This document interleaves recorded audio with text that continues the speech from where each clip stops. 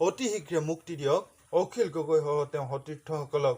এই মন্তব্য আছুৰ মুখ্য উপদেষ্টা সমুজ্জ্বল কুমাৰ ভট্টাচাৰ্যৰ। লগতে টুইটাৰ যোগে আছুৰ নেতাগৰাকীয়ে অসুস্থ কৃষক নেতা অখিল গগৈক উপযুক্ত চিকিৎসা প্ৰদান কৰিবলৈ চৰকাৰৰ ওচৰত দাবী জনায়। ভাৰতত দ্ৰুতগতিত বৃদ্ধি পাইছে কৰোনা ভাইৰাছৰ সংহাৰ। যোৱা কিছুদিনৰ পৰা দৈনিক 20,000ৰো অধিক লোক আক্ৰান্ত হোৱা খবৰ ওলাইছে। বিগত 24 ঘণ্টাতে ভাৰতত 26,506 গৰাকী লোক আক্ৰান্ত হৈছে কৰোনা মহামাৰীত।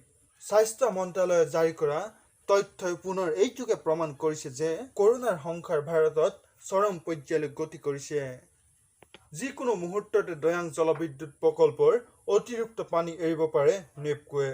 নাগালেণ্ডত ধাৰাসাৰ বৰষুণৰ বাবে প্ৰকল্পটোৱে অতিৰিক্ত পানী এৰি দিয়াৰ কথা অৱগত কৰিছে জিলা প্ৰশাসনক। আৰু গোলাঘাট জিলা প্ৰশাসনে দয়াং পৰি ৰাজ্যক সতৰ্ক হৈ থাকিবলৈ আহ্বান জনাইছে। উল্লেখযোগ্য যে দুৰ্যোগ ব্যৱস্থাপনা বিভাগ আৰু সকলো ৰাজস্ব চক্ৰ বিষয়াক সষ্টম হৈ থাকিবলৈ আহ্বান জনাইছে গোলাঘাট জিলা উপায়ুক্তই। আজি খুলিব পাৰিব মহানগৰীৰ পাইকাৰী আৰু খুচুৰা গেলামালৰ দোকানসমূহ। পুৱা 9 বজাৰ পৰা সন্ধিয়া 5 বজালৈ খোলা থাকিব মহানগৰীৰ খুচুৰা দোকানসমূহ।